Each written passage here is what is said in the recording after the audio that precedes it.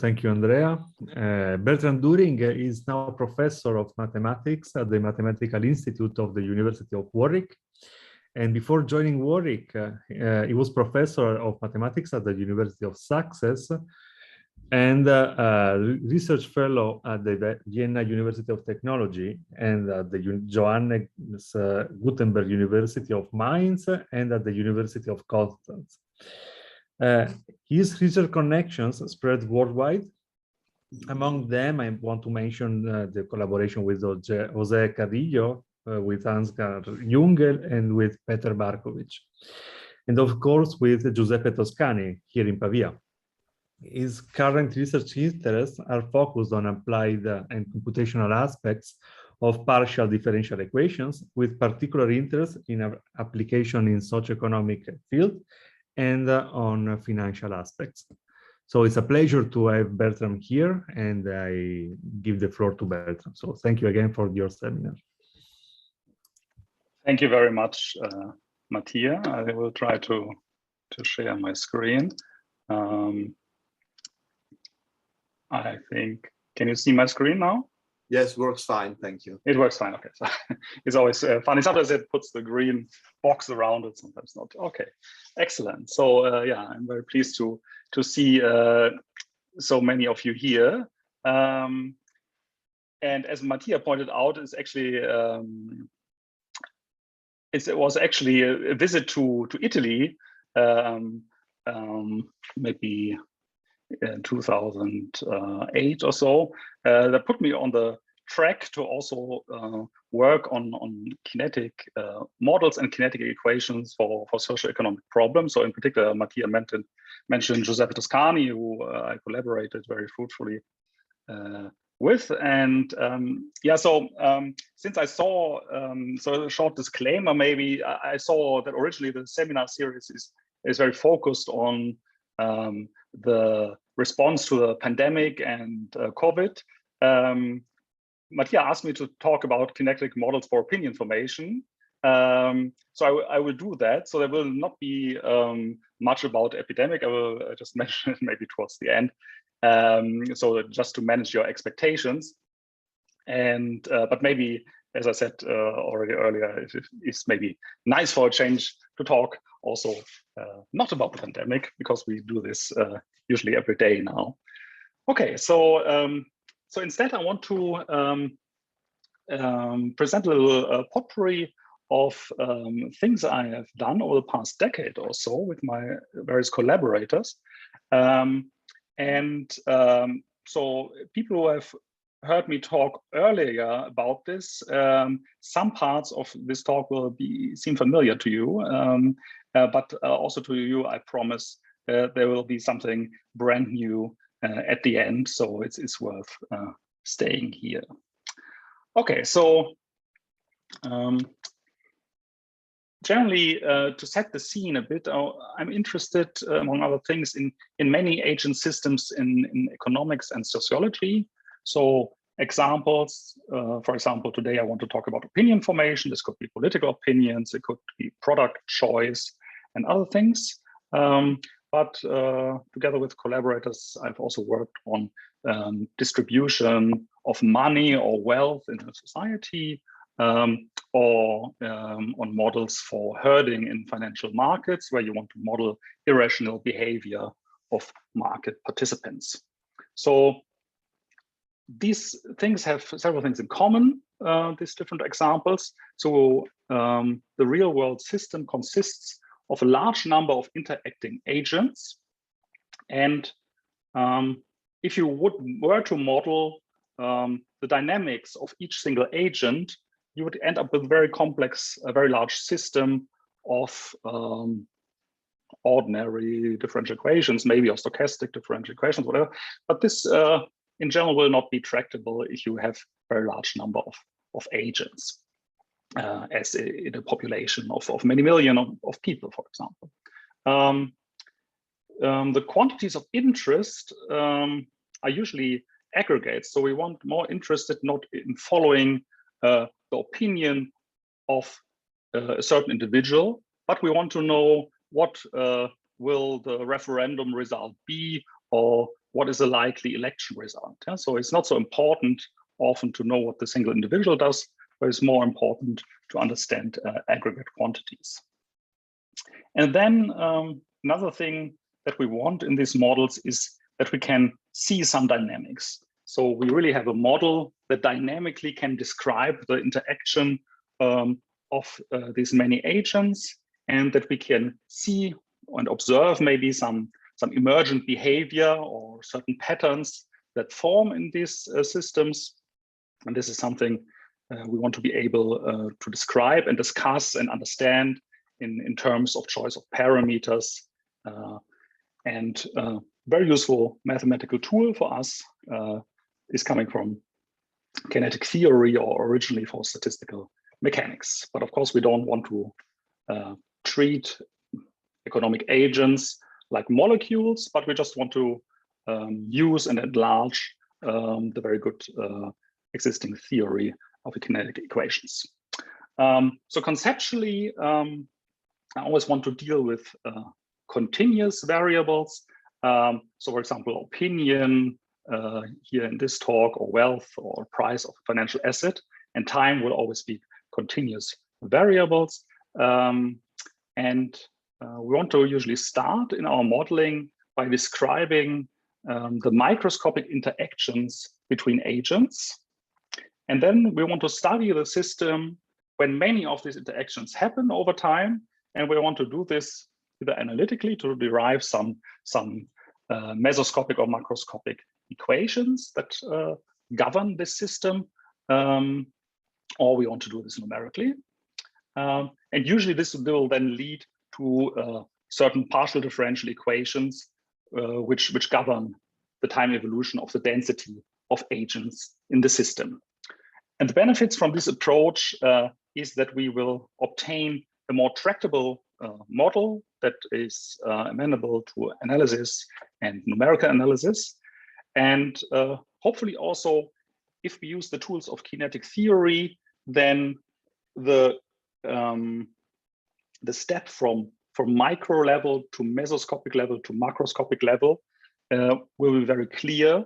And we can clearly see how parameters that we use to describe the microscopic interactions, where they end up in the macroscopic equations. And we can see the influence of parameters in the macroscopic model. So in this way, it's different from just running an agent-based simulation, because this is, of course, also what many people, especially sociologists, do.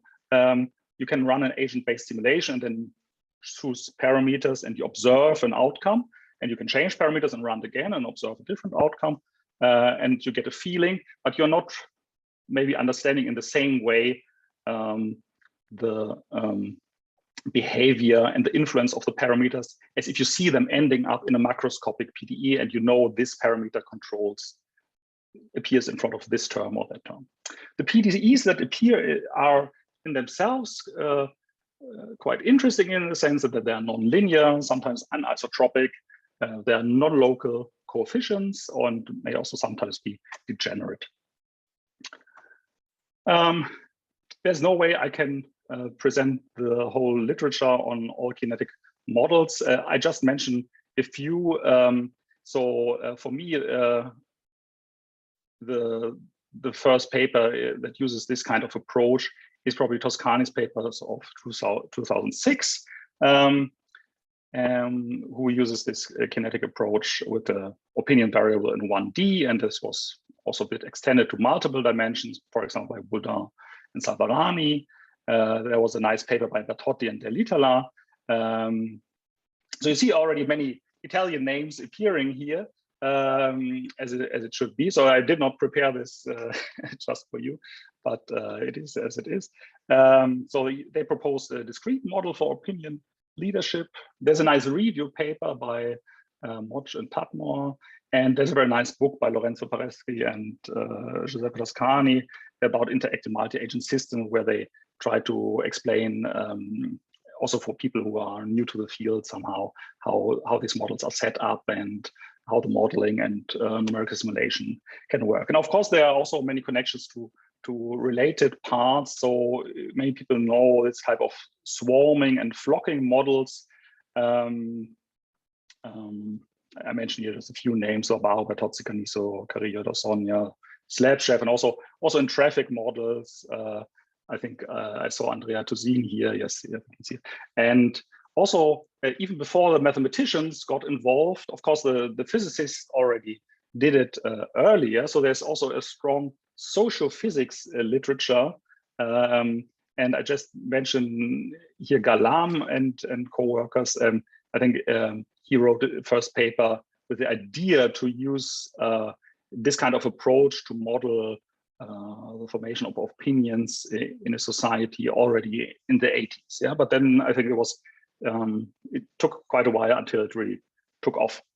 And of course, very famous Hexelman Krause, who proposed agent-based simulations on certain models which are closely related to this Toscani model.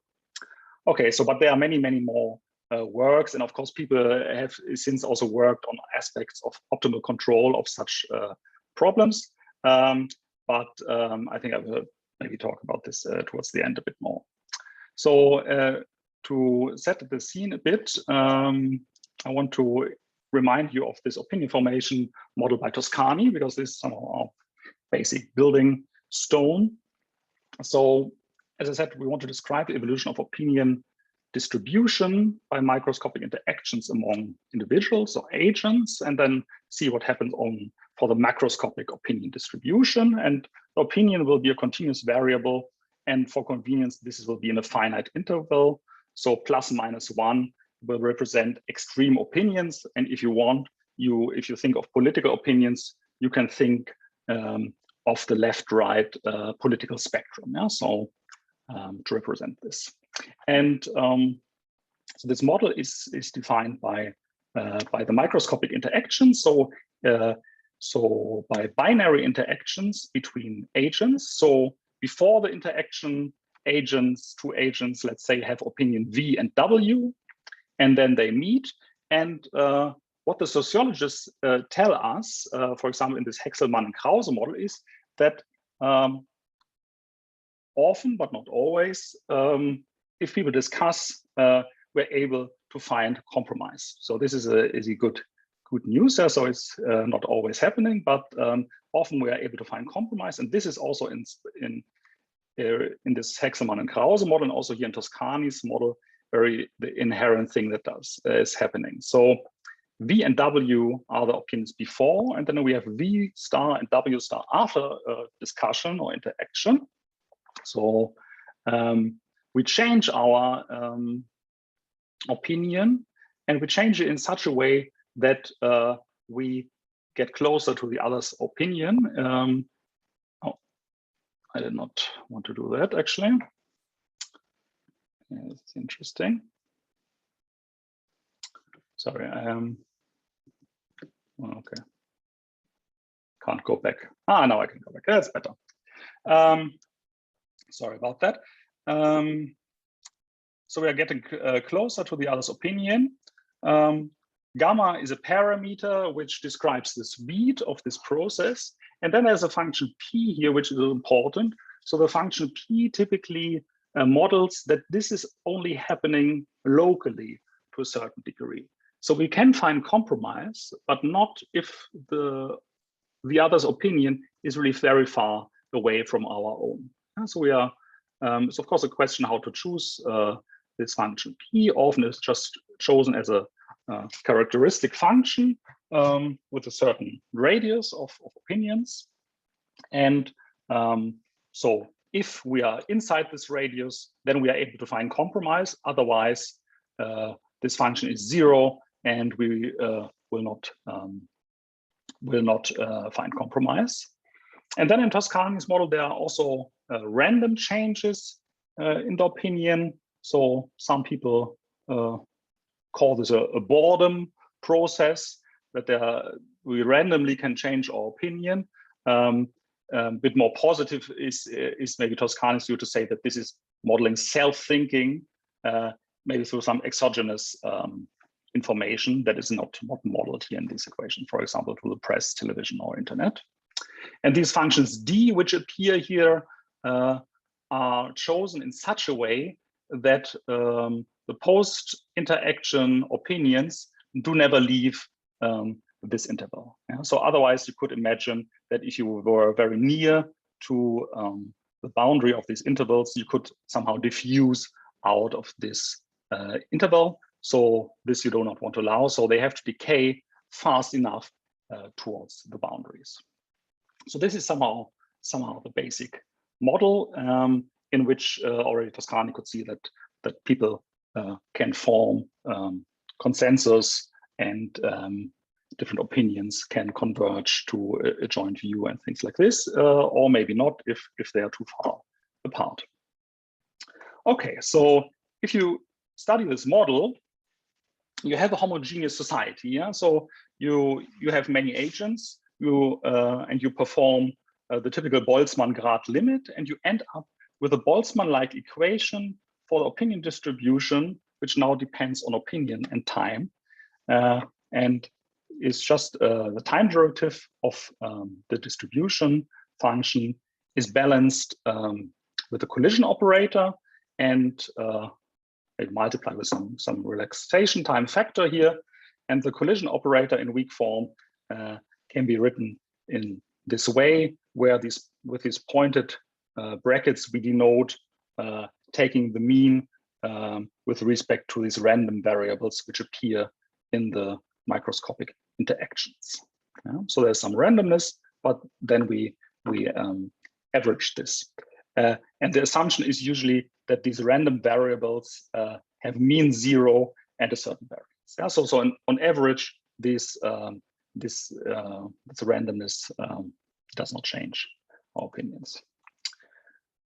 Okay, so this is a homogeneous society, and one can study this, and one can try to study steady states of these equations in certain situations at least, and the long time behavior and things like this. So one can bring the whole tool set and machinery of kinetic theory to this problem. And so this was done.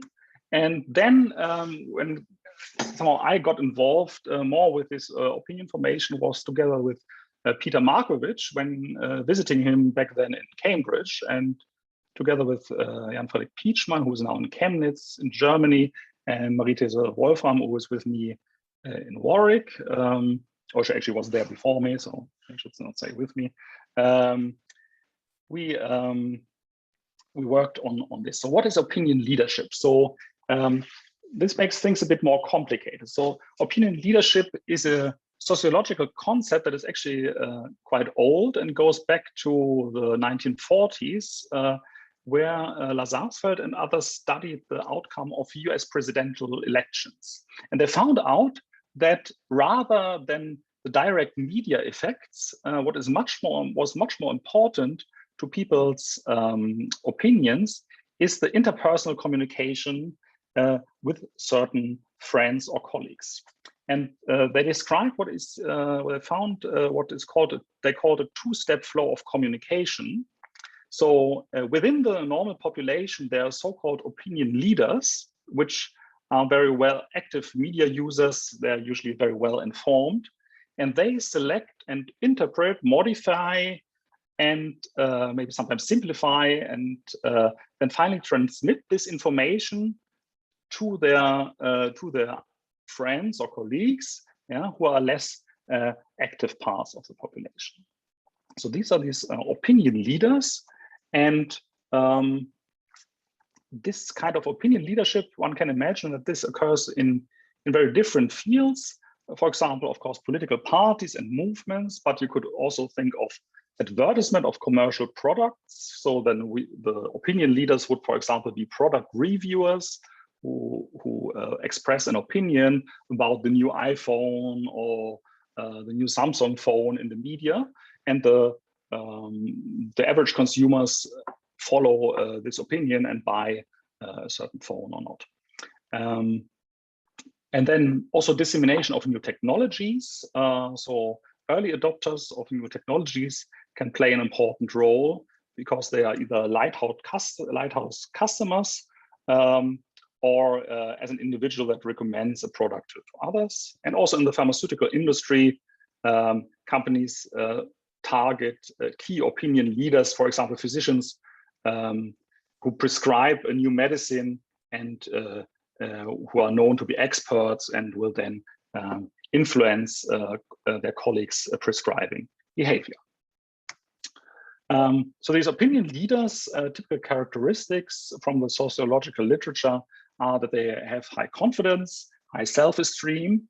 They have a strong need to be unique, so they want to stand out somehow from the crowd. They're very socially active and highly connected. So if we think of things like social medias, then this would be in this network of social media, this would be hubs with many connections and many, or on Twitter, many followers. Think of them like this. And they have the ability to withstand criticism. Yeah, so although they are influencing the others, but they are not easily, they do not easily change their own mind. Still, these people are not very different from the other followers in the society, because often these are just this opinion leadership is just specific to a certain subject. So somebody who's an expert for mobile phones is maybe not an expert in cluster algebras, and vice versa. So one may accept the expertise in one area but not in another, and this can of course also change over time. So our idea was to make society consist out of two groups or species: the opinion leaders, a smaller group, and a larger group of followers. And following a bit these ideas from Toscani's model and the sociological idea that opinion leaders are not easily changing their own mind, but influence opinion followers easily, we suggested the following interaction. So if individuals from the same group meet, then essentially you play Toscani's dynamics. But if a follower with the opinion V meets an opinion leader with opinion W, then the leader does not change his or her opinion, but the follower is attracted to this leader's opinion. So this models what we have discussed before about opinion leadership. Okay, so again, there are some compromise parameters here which control the speed of this attraction and some random variables, so the whole setup is otherwise quite similar.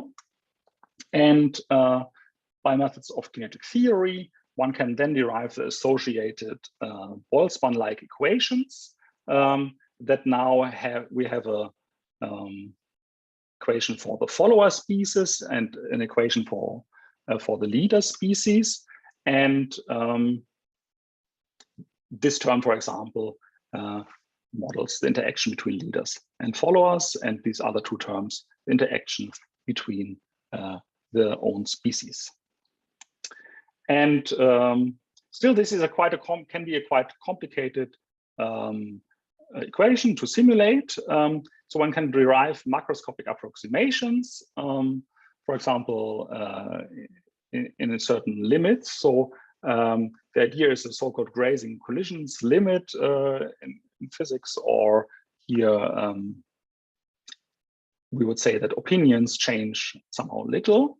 So we say for small parameter gamma was this speed of change of the opinions, we rescale time.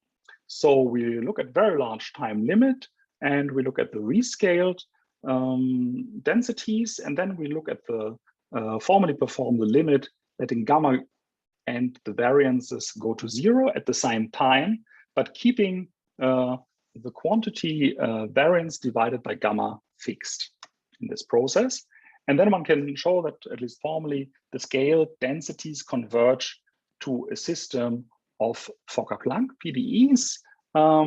So you have a drift term here and a diffusive term, and the same in the second equation. And what appears here are some operators K1, K2, K3, and these are non-local drift operators, yes, which are there also due to the existence of this non-local behavior, whether there's compromise or not through these functions P. So if P would be identical to 1 everywhere, then you could further simplify this equation. But in general, this will happen. So you have these non-local drift operators, and this makes your life a little bit more complicated. These are just the masses of these species M1 and M2, and these lambdas are the diffusion coefficients that arise from these quotients here. And yeah, the tau are the relaxation parameters that I mentioned earlier. So, and this is now something that is more easy to study and to numerically simulate.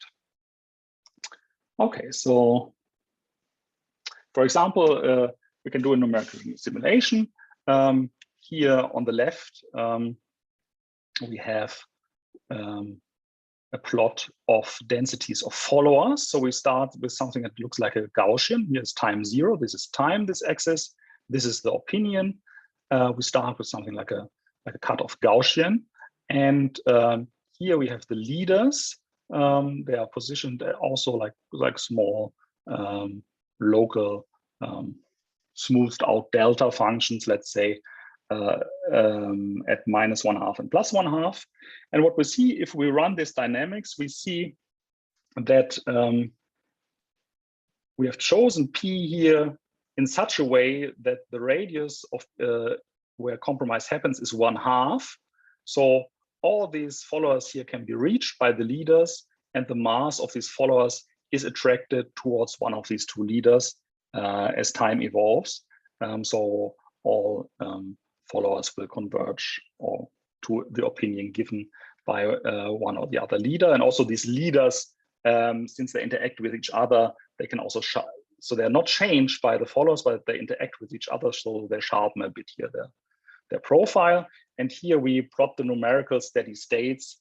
The solid line are the simulations of these Fokker-Planck PDEs, and this histogram, which is laid behind in gray, is a microscopic Monte Carlo simulation of the original microscopic dynamics. So qualitatively agrees quite well. Here, the profile for the leaders is not quite as sharp. We're not really getting such an extreme delta peak, but this is more a resolution effect because, of course, here we have finitely many agents. So and there are relatively few interactions between these leaders. And so if we had much more and more interactions, then this would also sharpen further. Yeah, and then one can play around a bit with the parameters, and different things can happen. So if the radius is smaller, then at least initially some people can try to escape these leaders. Or if the leaders cannot reach people, if the radius of the leaders is too small, then here in this example, the followers can also somehow run off into consensus in the middle. So you can play around a bit with this. Since opinion leadership is not constant over time, we also suggested that ordinary followers can become leaders, or leaders can become followers.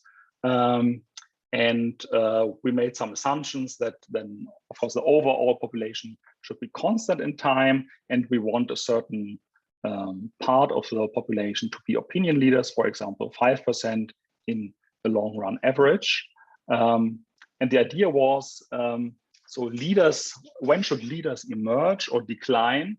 Well, if they don't have support or have enough support from their followers. Yeah? So if there are enough people who share a similar opinion, our idea was then somebody will emerge as a leader and say, oh, we are so many of the same opinion, I will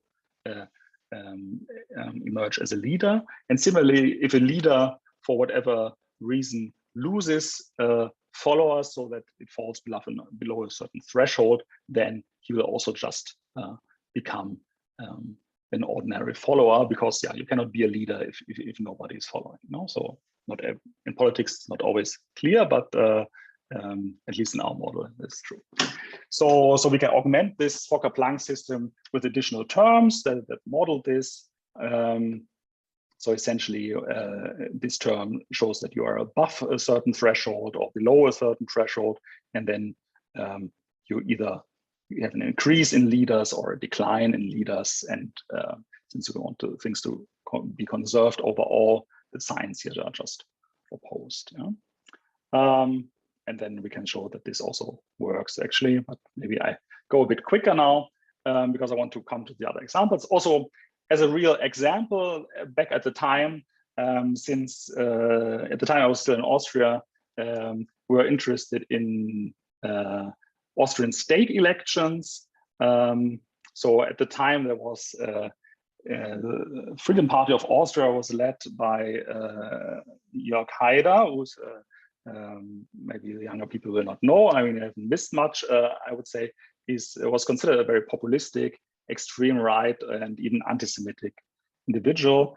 But by the followers of his party, he had really like a very famous status and was strongly acclaimed. And somehow the success of the party, at least at that time, was very much focused on this person. So we thought that this is an ideal object for to show the effects of opinion leadership. And so what we did is we tried to set up some initial distributions according to earlier elections. Then we positioned on our left-right political spectrum the different parties as opinion leaders, let's say, so the Green Party, Social Democrats, and so on. And this is the party of Jörg Haider, and actually this split then in two in 2009. And we could run this simulation. And so these are again the leaders who are not really changing much, maybe getting a bit more focus. And we put here this very strong right-wing leader, and we see how the initial masses, how people are attracted to different parties, and at least qualitatively, this gave quite an interesting picture. So these things here below are the numerical steady states of these distributions. Of course, we are not in the business, or not back then, it's certainly not, of forecasting the election outcome. We were more revisiting what had already happened. So some people know this already, so it was quite a decade ago. But we continue to work on this and think about this. And then together with Marie-Therese Wolfram, a bit later, a few years later, we thought we should again make it a bit more complicated, and thought that a more realistic model should maybe not have different species for leaders and followers, but we should maybe have things like leadership measured by another independent variable. Yeah? So the assertiveness of a leader or the leadership strength could be like an independent variable. Then you would not have this clear distinction between leader and follower, but and also the emergence to leader or decline would just be a change of this independent variable. And in the example that I will show, actually this additional variable will not be these leadership strengths, but actually space. So we wanted also came up with something where space could play a role in this opinion formation processes. And this is the political segregation that you will see in a moment. And in this setting, we are led to study an inhomogeneous Boltzmann type equation. So we have the density, which now depends on this additional variable, the opinion and time.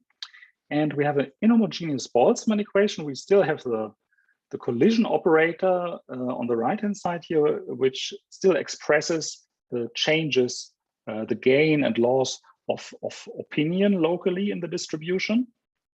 And what is the connection and the influence of the other variable? This is modeled through a transport term. So the influence of this other variable is captured in such a transport term. And one has to propose in this setting a certain law for how these two variables are connected. Yeah? So in physics, the change of position is velocity, then it's somehow physics tells you what to do. For opinion formation is not so clear. So you have to come up with some modeling idea. So one situation where this can arise is the so-called big sort. So the big sort, what is that? So it's a name coined by Bishop and Cushion in 2008 in a popular science book, who observed that in the US over the last decades, people who share similar political opinions seem to cluster in certain areas. Yeah? So in certain neighborhoods, people vote Republican. In other neighborhoods, people vote Democrats. And this caused quite an interest at the time. And the former president, Bill Clinton, also urged audiences to read it because, of course, this would have very strong implications if we are somehow if the country is split in two, as we have actually also observed a few years later. But of course, this has also met some opposition from sociologists who say that, yes, this is something you can observe, but maybe this is not, so people do not live in certain areas because they vote similar, but there's more a hidden correlation because people of the same income and same social group, same race and so on, tend to live in neighborhoods with the same people, and then they vote similarly. Yeah. But still, one can try to model this. So we did this. So how? What did they, Bishop and Cushion, observe in their book? If you look at presidential elections in the US and all the counties where people voted, they looked for the so-called landslide counties. So where one of the candidates won by a very large margin. So here, this is 1976, Jimmy Carter versus Gerald Ford. So the black ones is where the Republicans won by a landslide. Sorry, the Democrats won by a landslide. The gray ones where the Republicans won by a landslide, and the white ones are where it was a bit more mixed. Yeah, so nobody won by a very large margin, but it doesn't say who won here.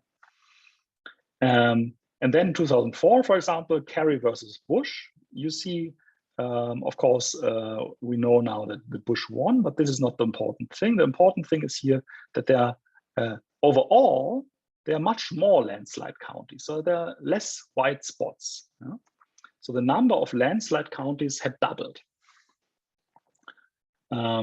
So this is a sign that the society becomes somehow more segregated, and some parts very strongly vote Republican, some parts vote very strongly Democrats. So the idea to model this in our inhomogeneous Boltzmann type equation is to say, really, this additional variable that we have is the position on a 2D map, so in which county you are essentially. And we can, since it's a two-party system, if you want to run an election, is very easy, just compute the marginals. And we can run then the opinion dynamics for the collision operator. And we still have to say what the transport does. Of course, the transport should be chosen in such a way that people are attracted to areas where people vote for a similar party. Yeah? So this to model this segregation process. So we considered that we have different counties which cover the whole state or US with certain political centers, and then people are attracted to counties which are controlled by their party. And the idea was to choose this driving potential phi as a superposition of Gaussians with the right sign, which are centered around somehow the capital or the center town of this county, and then with a certain variance, so that we didn't want to put some delta peaks there in the numerical simulation. And then we can run simulations by computing the supporters of the Democrats and Republicans in each county, just in this way. And of course, again, we can derive limiting Fokker-Planck PDE, which looks similar to the previous one, but now has this additional transport term with phi appearing. And of course, now we have only one equation because we have the additional variable x here. Yeah? And this we can simulate with finite element methods, for example. And we looked at the election results in Arizona. So Arizona has the advantage for us numerically that it has a not too large number of counties, and that the size is not varying too much. In some other states, we have very large counties and tiny counties, so it might be numerically a bit tricky. So these are the election results in a color-coded way. So blue means in a certain county, the Democrats won, and red means the Republicans won. And the darker the color, then the stronger the performance of this party was. And we see here also in 92, it was, so of course somebody won, but the colors are not so deeply colored, and over time things become much more segregated. Yeah, so we have then some strongholds for the Republicans and some very strong areas for the Democrats. And this we so try to rerun in our simulation. So we chose the initial distribution of followers according to 1992 elections. Then we have our omega as a computational domain, Arizona, with approximately its different counties, and then we chose the potential C in the way discussed from these previous elections. And then what we get out is this plot. So these are the densities for supporters of Democrats and Republicans. Yeah, so blue is low and red is high. So here are fewer supporters of the Democrats, and here are really many, and similar for Republicans. And if you look at the real election results, 2004, then at least roughly speaking, we can say that these patterns are reproduced fairly well. What does not come out so well is this here. So this should be Republican, but we are not seeing this. Yeah, so this is not coming out so good. Okay, so so this was political segregation. So where we have an inhomogeneous Boltzmann equation. Of course, all these two previous examples, opinion leadership, political segregation, the models are somehow ad hoc. Yeah? So we are not, unlike in equations that describe physical systems, we are not really having a basic understanding of what's going on. So of course, we know about this compromise process. So there's some agreement there in the sociological literature, and there's also this phenomenon of opinion leadership that is described. But how exactly the equations should look like, this is not clear, because we cannot derive them from first principles, let's say, as in physics. So there's a big model uncertainty, and this is of course always something that has been bothering us. And we also asked ourselves how can we overcome this with this kind of model? So it seems to be a nice idea to model the sociological system with these kind of mathematical tools and develop new tools along this way. But how can we improve them if there's so much model uncertainty? I think the big hope is somehow the data can help. Yeah? So that although we are not having first principles, we can still use data which are readily available. For example, political opinion polls you have, or previous election results, and so. And it would be good to have this play a role in your model. And so this leads me to the last part of my talk about pre-election polling. So this is based on joint work I did with my PhD student Oliver Wright at Warwick. So what is pre-election polling? So essentially we want to forecast election outcomes if you do pre-election polling based on surveys of political opinion. So you call people, or you do an online poll, or ideally you ask them in the street, and try to ask them, if next Sunday there would be an election, who would you vote for? A problem with these polls is that they, just for practical purposes and matters of cost, they usually use very small sample size. So for a country like Italy or UK or Germany with tens of millions of inhabitants, you maybe ask 1,000 people. So, and then you try to come out with a forecast for the election. Of course, this is difficult, and it becomes even more difficult if you want to forecast outcomes at subnational level. So in a constituency or a certain county, because they are different. And this has led to frequent, either real or perceived failures of these pre-election polls. And this is particularly has happened particularly in the US, where we had surprise election outcomes, and also in the UK, where there were really surprise election outcomes that nobody had predicted. And so this led, for example, this journalist to ask the question, can we fix polling? Yes, no, not sure. And I'm not sure if you can read this. While political faith in big data is rising, reputation of the polling industry is under attack. So after these failures, people were doubting, let's say, what is the value of such polls.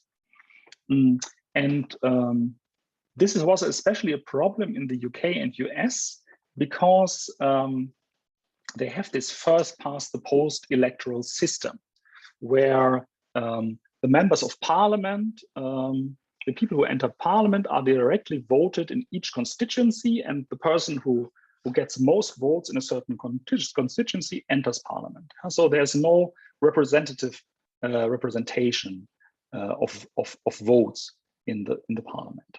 So even if you correctly forecast the distribution of votes at the national level, it may mean that the outcome after, because the outcome can be very different in different parts of the country, the outcome of the election is very different. And this is also what happened.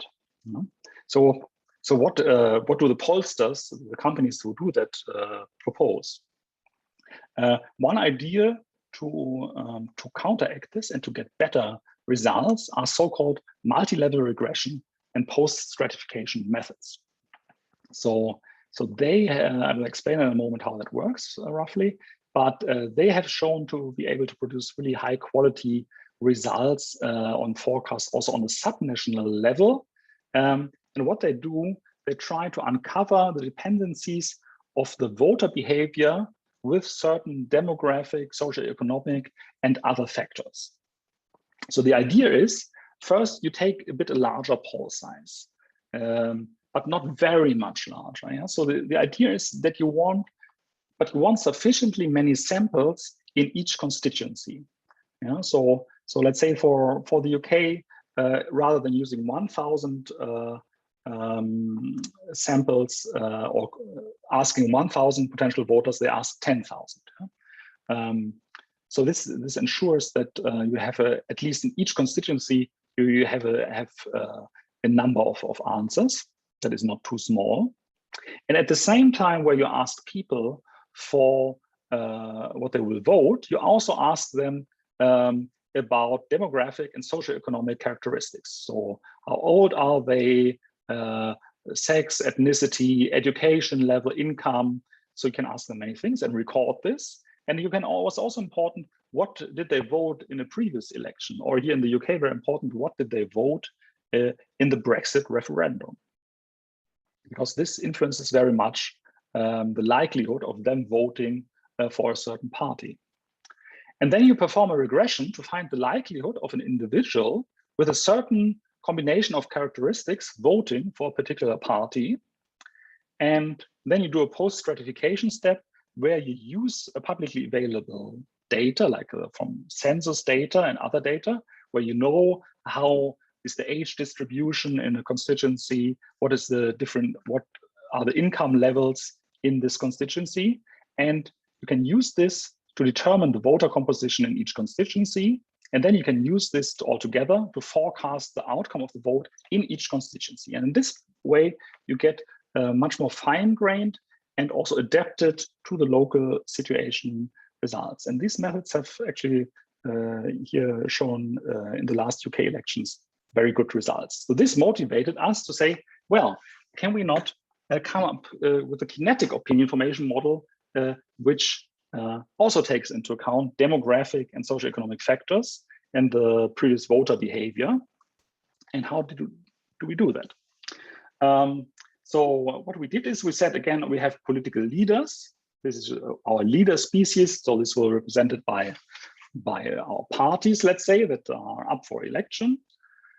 And then we have to divide the population according to these characteristics. So for example, if we have age, we have certain age bands. So we maybe divide the population up in 3 or 4 age groups. Then we divide them up whether they voted Remain or Leave in the Brexit referendum, and so on. And for each combination of these characteristics, we use one species. Yeah. And then we run set up a similar leader or follower system as in the first part of the talk. And of course, this will be quite a large system because if you have all combinations for the followers, if you have 2 characteristics, you have 4 species and so on. Yeah? And then we want the data from voter intention polls to influence our compromise process. So this was what we chose here to have data into the model. Yeah. So I guess there are different approaches to get such a model to produce more realistic results. So one idea would be maybe that you have some abstract parameters and you calibrate this towards something where you know the outcome, and then you use the same parameters and run it again using maybe the same parameters, but a different initial condition or something like this. Yeah? So here we didn't want to do this because we already wanted to model things with parameters that have a meaning in a sociological sense. Yeah? So, and this will be this voter intention data. So the compromise function for all these interactions is now a bit more complicated. We still have one term here, which is just a localization function, as in all the previous models, that compromise will only happen locally in the opinion space. And then we have additional functions which depend on the interaction of the characteristics. So the K here counts the different characteristics. So there are n in the general model, n different characteristics, and we have to choose this function. And we want to choose this function in such a way from voter intention data that the compromise is biased, that if people find compromise, some people will move more and some people will move less. And to explain this, first, let me say what we understand under the influence intervals of the parties. So we think that the parties are positioned somewhere on the left-right political spectrum. And then if we want to find the supporters of a party, then we just divide this in intervals where at the center of this interval is always the center of the density of a certain party. Yeah? So this will be all the density here will be support of one party, or here density of this density will be supporters of another party, and so on. And what you can also get from polls are so-called voter intentions. So the different groups that we have, so these are, each group has a certain combination of characteristics. So all these groups are mutually exclusive. So for example, for one characteristic, you get such a table where you have different groups.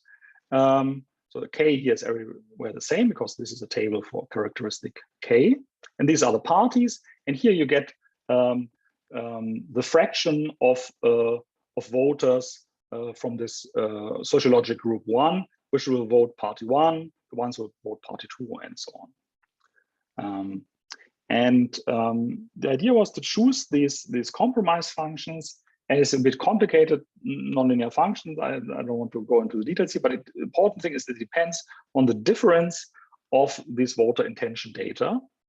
In this way, you get the effect that people, this gets the right sign, this term, and people, it will happen that the drift is such that voters with who already are supporting a party which they prefer, they are, even if they talk to somebody who wants to try to convince them otherwise, they are moving slower towards the other one's opinion, while voters which currently have an opinion further away move faster towards their preferred opinion.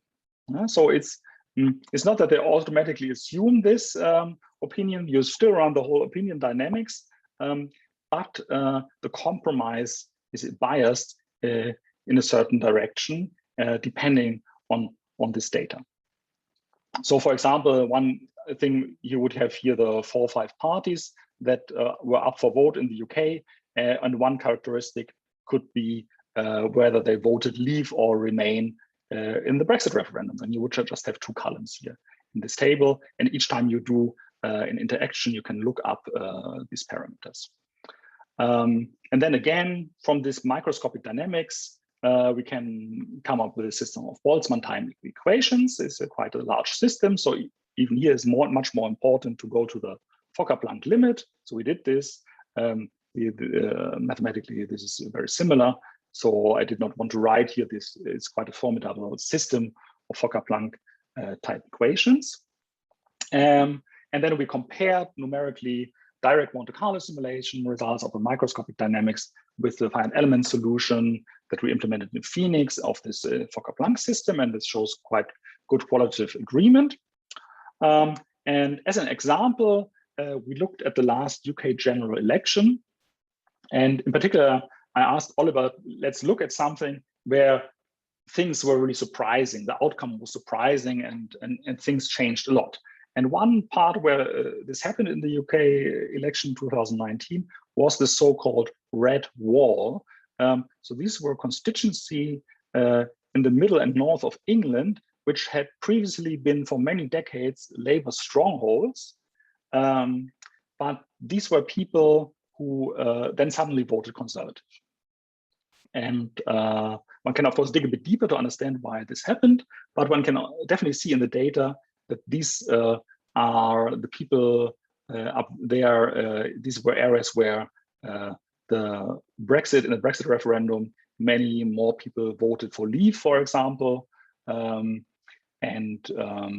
Also there's different socioeconomic factors at play there.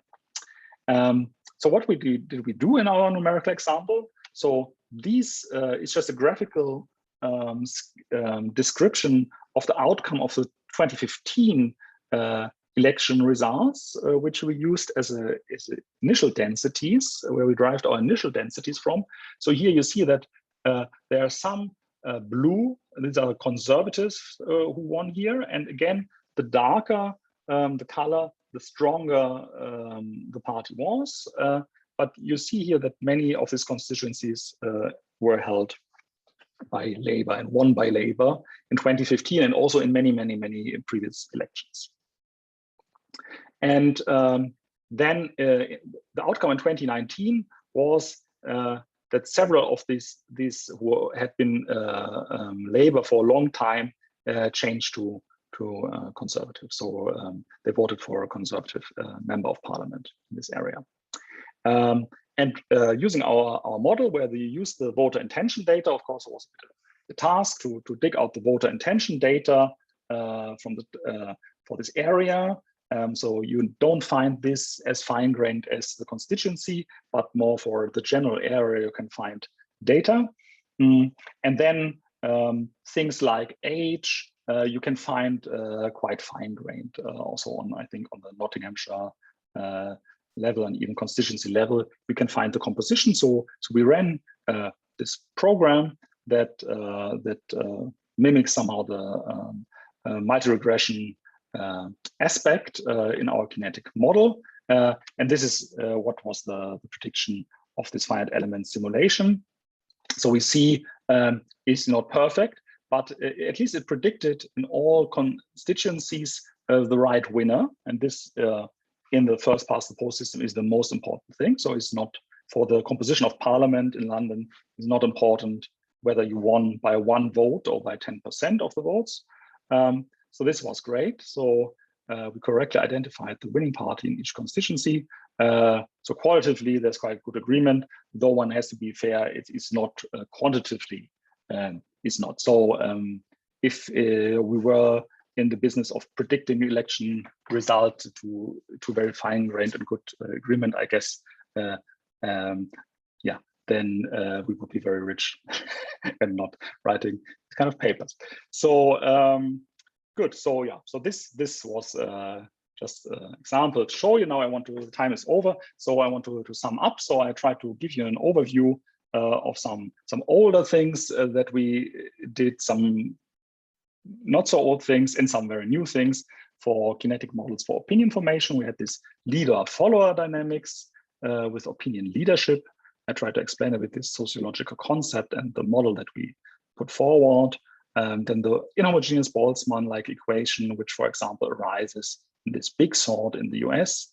And then this recent work with my student, where we try to motivate it by this multi-scale, multi-regression and post-stratification idea to include this idea in the kinetic opinion formation model, so that we have at least some data-driven compromise in there, so to make up for otherwise a bit ad hoc modeling. Generally, what are the perspectives? I think interpersonal communication, we see this in the real world, is ever more important. So people inform themselves via their friends and on social medias, via friends and followers. Fewer and fewer people watch the news on TV or have subscribed to a newspaper, but things can be very happen in local bubbles, let's say, as we say, and it's important to study how these processes work. For example, and we see this every day, that the transmission of fake news or conspiracy theories can be very destabilizing for society, and it's somehow important to understand how this, I think this is something going forward that will be important to understand how one can counteract the transmission of this fake news and prevent such threats for our democratic processes, especially if elections are influenced in this way. And maybe coming now back to at the very end to the pandemic, one can also think in a positive way how to positively campaign for a cause, for example, to convince people that vaccination is a good idea. I think most of the people are already convinced and vaccinated, but some are not, and we want them also to become convinced. And mathematically, I think it will be important to understand even more how data can act as an input into these models, and something that is somehow here in this kinetic picture usually not so clear. The structure of the sociological networks, of course, are very important, and people, of course, have worked on this already, but I think there's even more to do. And then questions like optimal control. So I know that there are works of optimal control already existing for opinion formation models, and I'm thinking of people like Mattia, also who's here, and like Giacomo Albi and Lorenz Boeschi, and many people have worked on ideas of optimal control. So, for example, using ideas of model predictive control in this kind of context, but one can also think of using more heavyweight machinery, like really methods of PDE constrained optimal control, these problems.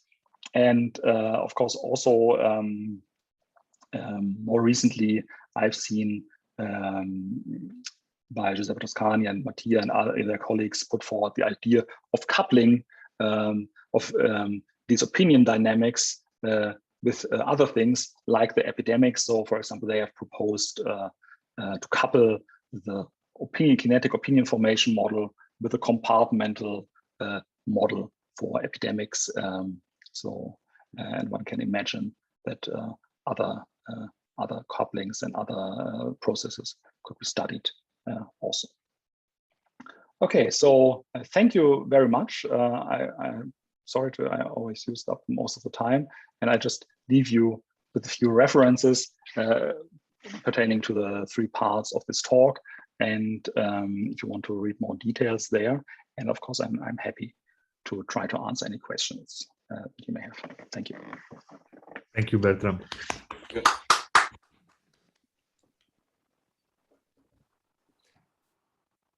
Thank you. So, are there any questions?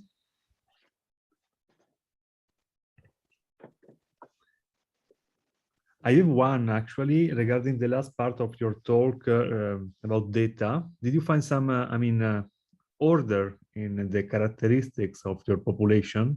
In the sense, oh yes, for example, age may be more important than I don't know, wearing blue shirts. yes.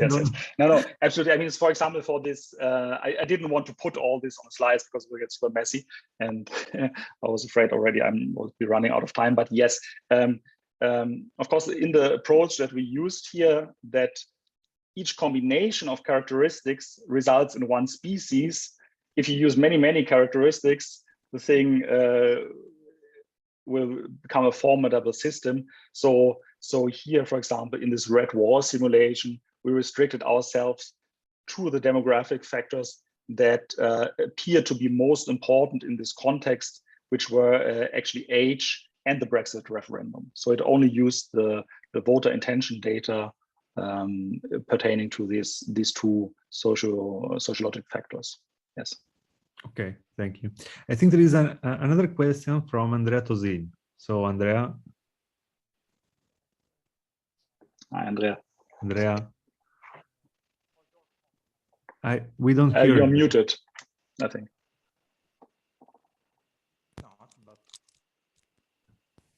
Okay, can you hear me now? Yes. Yes. Okay, so I repeat, hi, Bertram. Hi.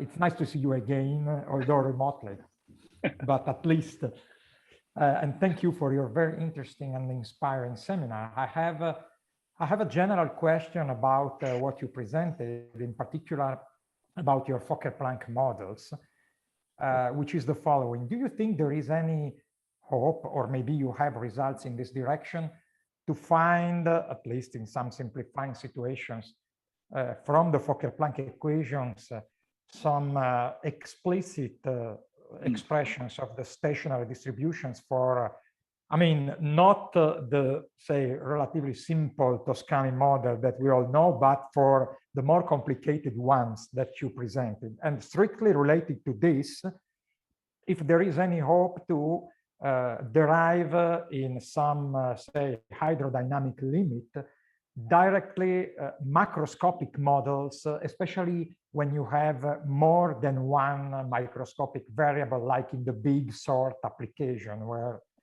you may describe the fluxes of individuals in space in a kind of fluid dynamic approach. Yeah. So regarding to more explicit representations of the steady states, I think, yeah, I think I don't know more than what you mentioned. So in certain simple cases, you can find expressions, and I think these are quite well known. So for example, in these opinion formation models, these are typically the cases where this function P is identical to 1. Then you don't have these non-local coefficients appearing, but the equations simplify, and then you can do things. I think also in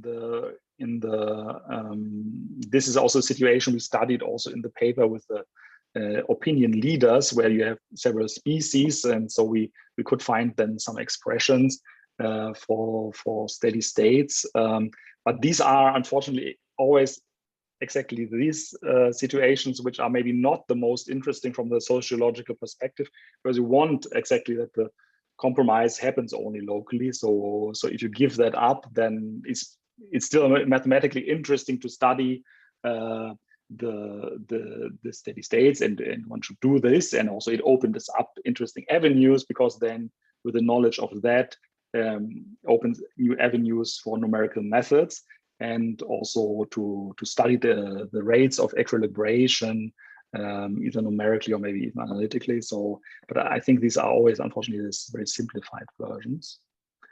And then, but of course, there's always. I will not exclude that. But I think one would need to have a very specific structure that you can exploit to have something in more complicated settings. And for the multidimensional hydro limit, I think we did something in the same paper which studied this big salt, so that the model that I showed you here in the talk had this transport operator. So transport operator and collision operator, and the change of opinion was governed by the collision operator, and change with respect to this other variable by the transport term. But I think we also wrote down the Fokker-Planck limit for model where everything happens through collisions. So we also looked at the model where this other variable changes through some form of binary interaction, and then and what you get there. Yeah, if I remember correctly. Yeah. Okay, thank you. Other questions? So if not, we thank Bertram again for thank you for the seminar, and so thank you again. Thank you again. Yeah, thank you for the invitation. And I remember to everybody that in 2 weeks we will have another seminar by Nadia Loi. So please, if you're welcome to attend again. Arrivederci a tutti. Arrivederci. Ciao. Ciao. Bye bye. Arrivederci. Bye bye. Bye. Arrivederci. Bye. Ciao. Bye bye. Ciao Bertram. Ciao.